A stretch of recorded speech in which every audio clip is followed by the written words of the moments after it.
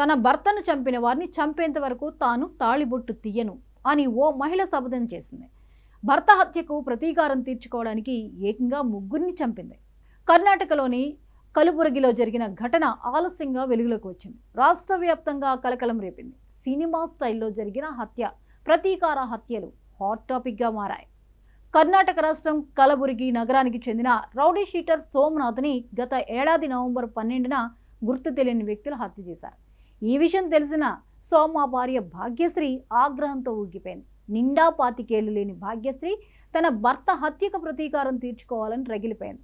భర్తతో గొడవలున్న సిద్ధార్థ్ తొగడి, జగదీష్ అన్నప్పలే చంపేశారని అనుమానించిన భాగ్యశ్రీ ఆగ్రహంతో ఊగిపోయింది. నిన్ను చంపిన ఆ ముగ్గురిని చంపే వరకు నా తాళిబొట్టు తీయను అని శపథం చేసింది.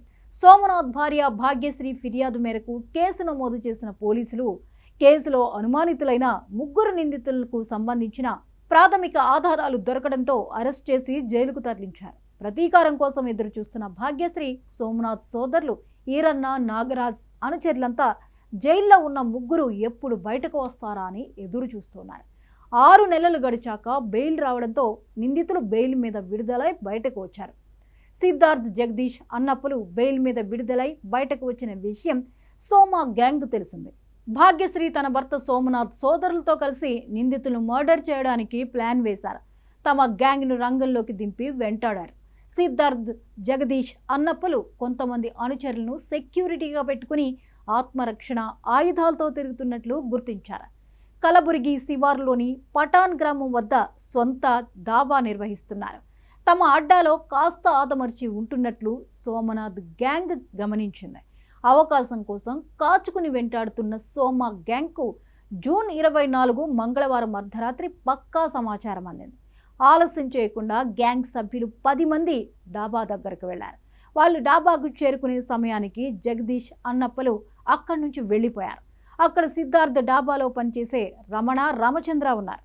సోమనాథ్ గ్యాంగ్ తొలుత సిద్ధార్థపై దాడి చేసి చంపేసింది. దీంతో భయపడిపోయిన రమణ, రామచంద్ర డాబాలో నుంచి బయటపడి పొలాల వైపు పరుగులు పెట్టారు. చీకట్లో పరిగెడుతున్న వారి ముఖాలను సోమనాథ్ గ్యాంగ్ సభ్యులు గుర్తుపట్టలేకపోయారు. పరిగెడుతున్నది జగదీష్ అన్నప్పలు అనుకుని వెంబడించారు. వారిని దొరికించుకుని నరికి చంపేశారు. అనంతరం అక్కడి నుంచి వెళ్ళిపోయారు. సోమనాథ్ మర్డర్ కేసులో నిందితుడిగా ఉన్న సిద్ధార్థ్తో పాటు డాబాలో పనిచేసే మరో 2 వ్యక్తులు హత్యకు గురైనట్లు సమాచారం అందుకున్న పోలీసులు సంఘటనా స్థలానికి వెళ్లారు. మృతదేహాలను స్వాధీనం చేసుకున్నారు. కేసు నమోదు చేసుకుని దర్యాప్తు చేపట్టారు. సోమనాథ్ భార్య భాగ్యశ్రీని అదుపులోకి తీసుకున్నారు. విచారకరమైన విషయం ఏంటంటే హంతకుల లక్ష్యం రామచంద్ర కాదు, అన్నప్ప. అయితే చీకట్లో అన్నప్ప, రామచంద్ర హంతకుల నుంచి తప్పించుకుని పారిపోతున్నారు. హంతకులు వారిని వెంబడించారు. చీకట్లో హంతకులు రామచంద్రని అన్నప్పగాను భావించి చంపేశారు. ప్రస్తుతం ఈ ట్రిపుల్ మర్డర్కు సంబంధించి పోలీసులు 10 మంది నిందితులను అరెస్ట్ చేసి విచారిస్తున్నారు. ఈ కేసులో మిగిలిన నిందితుల కోసం పోలీసులు వెతుకుతున్నారు.